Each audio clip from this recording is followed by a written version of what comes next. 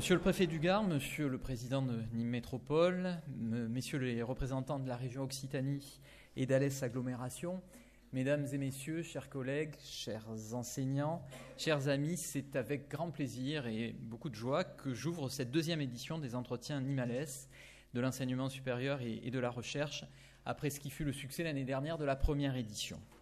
Cette manifestation, pour le rappeler, est née de la volonté commune du pôle métropolitain Nîmes-Alès, Nîmes Métropole, l'agglomération d'Alès, l'université Nîmes, l'IMT École des Mines d'Alès, de promouvoir la recherche et la qualité de l'enseignement supérieur sur le territoire et renforcer le lien entre la science et le citoyen.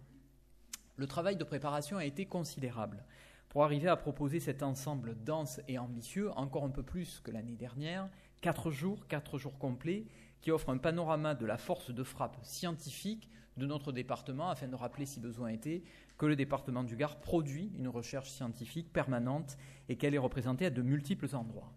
Alors évidemment, il me faut d'abord remercier tous ceux qui se sont mobilisés depuis de nombreux mois autour de ce projet, autour d'une pôle métropolitain, autour de Nîmes Métropole, et j'aurai une pensée pour Jacques Raymond, qui sait à quel point il nous est précieux de l'avoir comme interlocuteur et comme intermédiaire, également Alès Agglo et le personnel de l'université qui vous accueille ce soir.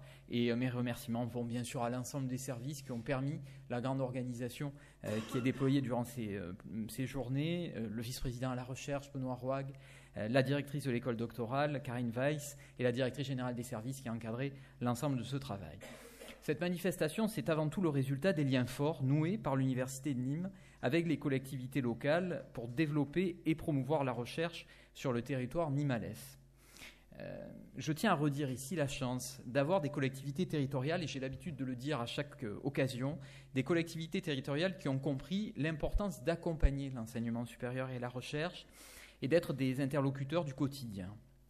Ce pôle, c'est en quelque sorte une expérimentation, une source d'inspiration que nous avons, qui pilote d'autres projets et qu'on nous regarde avec envie ailleurs. Et je sais que la région Occitanie, entre autres, observe ce que nous faisons et s'en servira peut-être comme modèle ailleurs, justement parce que nous avons été précurseurs de ce travail. Et encore une fois, ce travail n'aurait pas été possible si les collectivités n'avaient pas eu, a priori, cette connaissance de l'enseignement supérieur. Et notre université en particulier se réjouit de bénéficier de la confiance de ces collectivités de Nîmes Métropole qui soutient l'université depuis sa création, notamment en matière de recherche. Alors je ne vais pas rentrer dans le détail des collaborations que nous avons avec Nîmes Métropole, mais simplement quelques projets, le projet Captinov par exemple sur les capteurs innovants, le projet BGE Nîmes qui nous permet de développer la plateforme actuelle de biotechnologie, les projets de recherche dont Nîmes Métropole est partenaire, puisque Nîmes Métropole participe au financement de 4 thèses, et nous reviendrons tout à l'heure justement sur la présentation de quelques-unes d'entre elles, la fondation partenariale que nous avons également, l'Institut des métiers de la longévité, l'I2ML, qui permet d'apporter une réponse technologique, culturelle et environnementale permettant le maintien à domicile des personnes âgées. Cette fondation, elle existe aussi grâce à l'intervention de la métropole, et elle permet l'émergence de la silver economy, dont on sait que la région en fait un axe important de son développement. Les Erasmus Day, la plateforme technologique, d'autres domaines pourraient encore être cités, de partenariats que nous avons en permanence. De la même façon, je salue la présence du représentant de l'IMT École des Mines d'Alès, dans l'attente de l'arrivée de son nouveau directeur dans quelques jours, et je tiens à rappeler les liens étroits qu'il y a aussi entre nos deux établissements, à travers les diplômes de formation, les masters, à travers l'école doctorale aussi, puisqu'il ne faut pas oublier qu'elle est co-accréditée avec l'école des Mines d'Alès. Plus largement encore, ces journées, ces manifestations, c'est une illustration du dynamisme de la recherche sur notre territoire, et notamment à l'université de Nîmes. Et cela aussi, nous pouvons le dire la tête haute. Il y a une recherche, je le disais tout à l'heure, dans le département du Gard. Nous la valorisons, nous la revendiquons, cette recherche. Il n'y a pas de complexe d'infériorité à avoir par rapport à ce qui se fait ici et là. Cette recherche, elle existe, elle est active, elle est productive, elle sert de référence sur tout le territoire. Et l'université de Nîmes est fière, malgré sa jeunesse, de participer pleinement au développement de cette recherche, puisque faut-il rappeler que depuis 2015, donc en à peine 3 ans, nous avons créé 2 équipes d'accueil, Chrome sur les risques chroniques et émergents, Project sur le design social, On peut dire qu'on est allé très vite pour structurer cette identité scientifique qui est la nôtre. L'école doctorale également. Quelques chiffres, plus de 80 enseignants-chercheurs répartis sur les 2 équipes, 700 mètres carrés dédiés à la recherche, 25 contrats et projets de recherche financés, la fondation partenariale. Qui aurait pu croire, pour ceux qui ont la mémoire de ce qu'est l'Université de Nîmes, qu'elle puisse aller si vite et si loin en si peu de temps sur le plan scientifique. Et puis nous avons donc cette semaine ces colloques qui sont organisés de grande qualité, 4 jours, avec des thématiques très diverses, de la part du business model dans le no-tourisme, en passant par l'évolution des dispositifs d'apprentissage à travers les Learning Labs et les Fab Labs. Et nos collègues de l'IUT de Nîmes en particulier, de la CCI, travaillent beaucoup sur ces questions. Les transformations de la santé et la révolution génétique, avec l'école de l'ADN que nous saluons ici, avec cette particularité de l'école qui fête cette année ses 20 ans. Et nous avons bien sûr une pensée pour son président, Philippe Berta, qui est aussi toujours dans nos murs. Les nouveaux risques sanitaires et logistiques d'urgence, avec Open Nîmes Métropole, l'IMT Nîmes et Alès, la réalité virtuelle et les seniors, c'est le colloque J2ML. Je ne vais pas tous les rappeler. En tout cas, ils sont très riches, très divers. C'est ne serait-ce que cela, la démonstration de la capacité de ce que nous pouvons produire. Un mot néanmoins peut-être un peu plus particulier sur les colloques organisés par l'Université de Nîmes et que vous avez sans doute commencé à suivre. La place de l'usager en design d'abord, qui est un colloque qui permet de s'interroger sur les identités multiples de l'usager en design et sur les modalités proposées dans plusieurs domaines pour intégrer cet usager dans le processus de conception. Et le second colloque, l'auteur à l'ère numérique, qui est organisé avec la chaire de recherche du Canada sur les écritures numériques de l'Université de Montréal et qui, lui, s'attarde plus sur les transformations des concepts d'auteur et d'écriture liés au digital. Ces 2 colloques participent tous les 2 de la valorisation de notre équipe d'accueil Project, la Benjamin de nos équipes, celle qui parle du design et qui aborde les questions de design social. Ces questions qui, là aussi, évidemment, intéressent beaucoup, de plus en plus, et qui nous permettent d'avoir une visibilité toujours plus grande. Et ces colloques offrent justement à un certain nombre de chercheurs la possibilité d'aller plus loin et d'inscrire l'université comme étant une référence en la matière. Cette culture de l'excellence, nous l'avons aussi autour de l'école doctorale. 5 thèses vont vous être présentées dans un instant, en 3 minutes, donc ça va aller très vite, mais vous allez voir que sous ce format, ma thèse en 180 secondes, il y a beaucoup de choses qui sont faites. Et je rappellerai qu'en ce qui concerne l'école doctorale de l'université, depuis 2015, il y a 35 doctorants inscrits, ce qui est assez considérable, 30 thèses en cours, 5 thèses soutenues dans différentes disciplines scientifiques, psychologie ou droit encore. Donc autant de richesses qui nous permettent de nous renforcer. Et puis la dernière étape de cette soirée, c'est la remise du doctorat honoris causa, et j'aurai l'occasion de présenter les travaux du professeur Peter Sudfeld. Vous verrez à quel point ces travaux sont passionnants et justifient que nous ayons fait de lui le premier docteur honoris causa de l'Université de Nîmes, parce que ça aussi c'est un moment important, c'est un moment sur lequel je reviendrai tout à l'heure, qui, je ne vous cache pas, amène aussi une certaine émotion. C'est une nouvelle étape que nous allons vivre à la fin de cette cérémonie. Et puis cet événement, donc ces journées s'inscrivent dans un processus national de développement de la recherche. Et nous avons le plaisir cette année, pour cette cérémonie, de recevoir Monsieur le Préfet du Gard, et je le remercie sincèrement d'être là.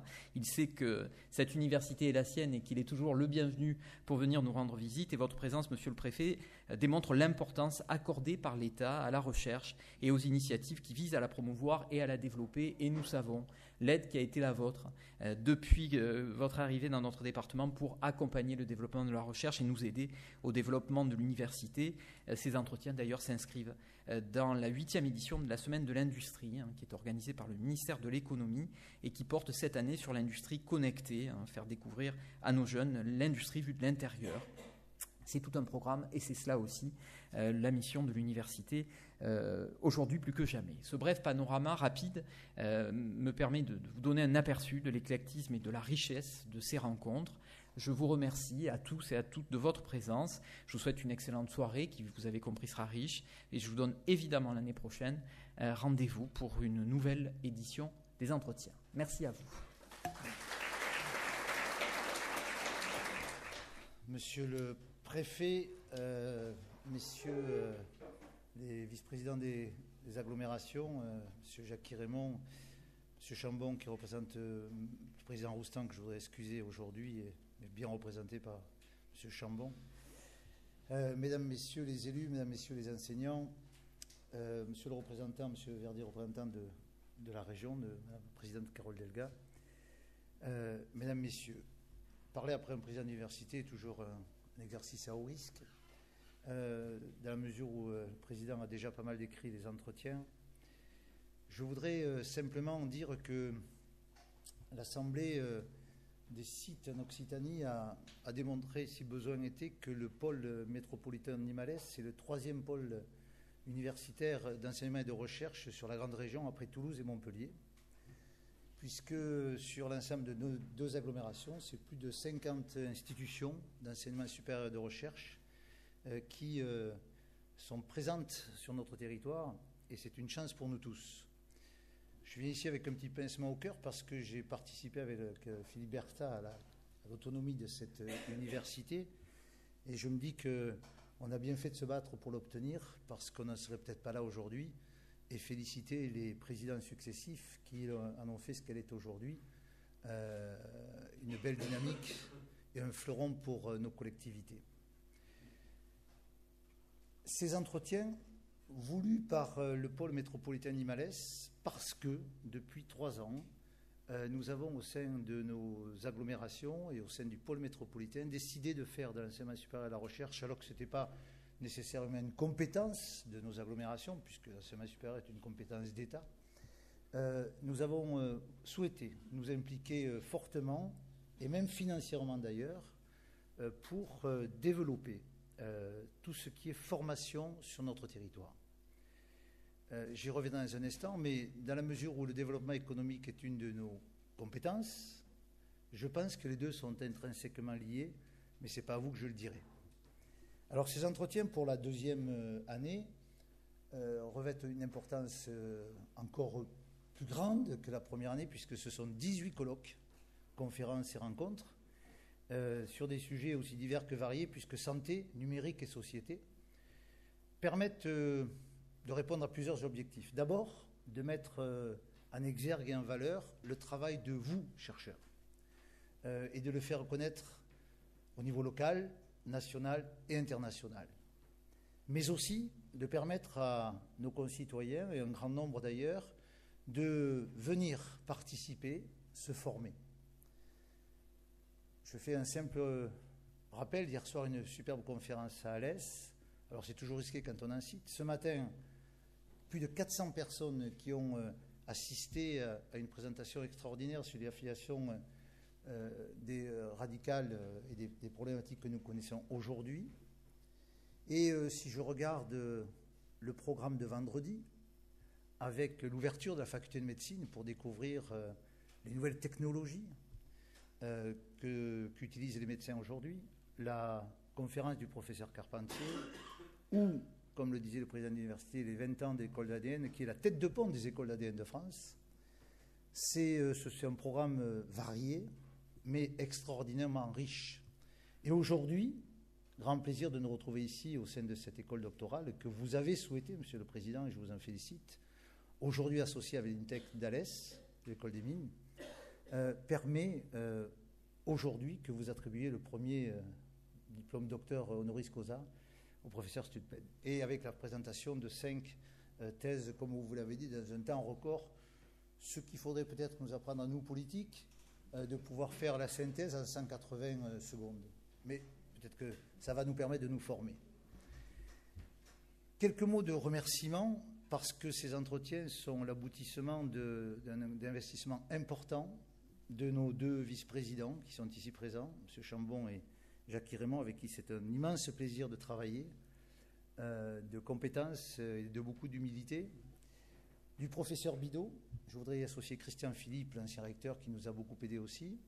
Et je voudrais associer les 18 Québécois ici présents, puisque c'est aussi un partenariat avec le Fonds de recherche du Québec, avec l'Université de Montréal et avec l'École polytechnique de Montréal. C'est un partenariat extraordinaire qui nous permet de pouvoir partager ce niveau de connaissance avec le Canada. Alors, pour pas faire très long non plus, je veux réaffirmer ici la volonté de nos agglomérations, et je parlerai plus particulièrement de celle de Nîmes, M. Chambon m'en excusera, de continuer notre investissement dans ce domaine-là. Quand on voit le développement de nos 2 villes, Montpellier et Nîmes, depuis la Libération, on sait très bien que la richesse montpelliéraine est venue de ce développement universitaire. On n'est pas là du tout en concurrence, on est là en complémentarité. Et nous avons le devoir aujourd'hui, nous les élus, de permettre à notre territoire d'accueillir à l'université, mais aussi dans tous les sites, comme le site de l'Herrier que nous avons rénové et sur lequel nous allons continuer à accueillir des établissements, soit des universités dans le domaine du commerce ou dans le domaine scientifique, des écoles d'ingénieurs, en complémentarité. Il est hors de question qu'il y ait des concurrences. Quand je vois le travail que nous réalisons avec l'IUT, eh bien, je me dis que c'est notre devoir de nous engager dans ce domaine-là, parce que si on veut que notre développement économique fonctionne, il faut qu'à côté on ait de la formation, parce que les deux vont de pair, parce qu'on sait aujourd'hui que l'alternance est un moyen qui est mis au service des étudiants, mais aussi au service de l'entreprise. Donc c'est dans cet esprit-là que nous continuerons, notamment au niveau du STAPS, à vous aider, Monsieur le Président, mais dans différents domaines, et Jacques Raymond, qui présente les délibérations à tous les conseils communautaires, démontre chaque fois notre investissement dans ce domaine-là. Je ne veux pas être plus long, mais je veux vous dire, et puis je citerai peut-être en conclusion George Bush, qui disait à son pays, en tant que président, la troisième des priorités de notre pays, c'est de faire la première priorité l'enseignement. Eh bien écoutez, ça me va assez et ça nous va aussi au niveau du pôle métropolitain. Je vous remercie. Monsieur le Président de l'Université de Nîmes, Monsieur le Président de la communauté d'agglomération de Nîmes Métropole, Monsieur le conseiller régional, Mesdames et Messieurs, juste quelques mots en tant que préfet de ce département pour dire au nom de l'État tout le soutien que nous apportons doublement à cette très belle manifestation. Je pense que je ferai un peu plus que 180 secondes, mais pas beaucoup plus. Je voudrais juste dire les deux raisons qui font que j'ai accepté avec plaisir l'invitation du président Emmanuel Roux ce soir d'être avec vous. Je serai de la même façon d'ailleurs ce soir, vendredi, en compagnie de Mme la rectrice pour les 20 ans de l'école doctorale, à nouveau avec vous. Comme vous l'avez rappelé, Monsieur le Président, on a aussi la semaine de l'industrie à laquelle vous participez. Mais il y avait deux raisons spécifiques qui faisaient que j'étais très heureux de répondre à votre invitation. La première, Monsieur le Président, c'était d'apporter une fois de plus mon soutien à cette université. Je vais vous faire rougir, mais surtout en ce moment, faut-il que les préfets rendent hommage à des universitaires en ce moment? C'est un beau sujet de débat. Hein, mais en tout cas, quitte à vous compromettre, je veux dire que s'il y a eu un effort remarquable, il y a aussi un président remarquable qui fait énormément pour ce département et qui, étant alésien et président de l'Université de Nîmes, était forcément l'homme idéal pour organiser ces entretiens. Ces entretiens, ils font effectivement honneur au travail que vous menez au sein de cette université, avec énormément d'intelligence. Vous avez toujours su, au-delà même de la réunion que nous avons ce soir, avoir une stratégie qui a consisté à faire exister cette université, non pas contre, mais avec les autres universités. Ce n'était pas évident, avec la proximité de la prestigieuse et ancienne université montpelliéraine. Donc, vous le savez, vous l'avez dit, mais je confirme ici, en tant que représentant de l'État, mon soutien vous est définitivement acquis, le mien et celui de ceux qui pourront me succéder. Il est évident qu'on ne peut que louer une démarche comme celle-là, pleine d'intelligence, et qui fait progresser cette université à pas de géant, modestement, mais à pas de géant. D'autres que moi l'ont dit, la ministre était ici il n'y a pas très longtemps, hein, et elle a eu l'occasion de le dire. Je veux aussi, sur un territoire compliqué, me réjouir qu'il y ait une union de deux grandes collectivités de ce territoire, qui existe effectivement à travers le pôle métropolitain, qui unit cette agglomération de Nîmes Métropole. Je salue bien sûr le représentant de Max Roustan, président de la communauté du pays d'Alès. Je veux me réjouir de cette union, effectivement, parce que c'est un bon exemple, là aussi, pour notre territoire. Je ne veux pas opposer les démarches les unes aux autres, mais je pense que, je rappelle simplement pour ceux qui sont extérieurs à notre département, que nous avons des indicateurs très lourds dans ce département. Nous sommes malheureusement le 4e département pour le chômage en France, hein, pas le meilleur, hein, vous avez compris, il s'agit d'importants des plus mauvais. Le 5e le plus pauvre de France. Et puis, pour ajouter un indicateur, on est le 4e département en France pour la radicalisation, le premier en province, hein, en dehors de Paris. Nous sommes le premier département radicalisé de France. Ce sont des indicateurs inquiétants, préoccupants, et qui nécessitent une prise de conscience des acteurs du territoire. Cette prise de conscience, des entretiens de haut niveau, comme ceux que vous conduisez ici, nous permettent de dire qu'elle se fait ou que vous montrez le bon chemin. Il faut effectivement cesser, je pense, les querelles stériles. Il est normal que chacun cherche à s'affirmer dans son territoire, mais il faut penser au-delà de son territoire propre à un intérêt général que l'État représente au niveau de la France. Et je crois au niveau de ce territoire gardois, il y a des intérêts qui dépassent effectivement tel ou tel territoire. Et c'est tout le mérite du pôle métropolitain de l'avoir compris, de l'avoir organisé ici et de donner une lueur d'espoir. C'est vrai que sur les chiffres, par rapport aux chiffres que j'ai cités, il y en a d'autres que vous connaissez tous, mais qu'il est toujours bon de rappeler. C'est que dans un département, enfin là, ceux-là sont de niveau national, dans un pays où effectivement il y a beaucoup de jeunes au chômage, et en particulier sur Alès, monsieur le vice-président, puisque j'y étais il y a quelques jours et on donnait des chiffres inquiétants. Un jeune sur 2, effectivement, qui est au chômage, y est depuis plus d'un an. Un jeune sur 3, y est depuis plus de 2 ans sur le pays d'Alès. On se trouve dans un des bassins d'emploi les plus dégradés en France. Donc on se trouve sur des situations très lourdes. Et face à cela, nous savons que les diplômés, effectivement, ont beaucoup plus de chances que les autres de s'en sortir. Il faut le rappeler, même si c'est une évidence que beaucoup de gens ont en tête.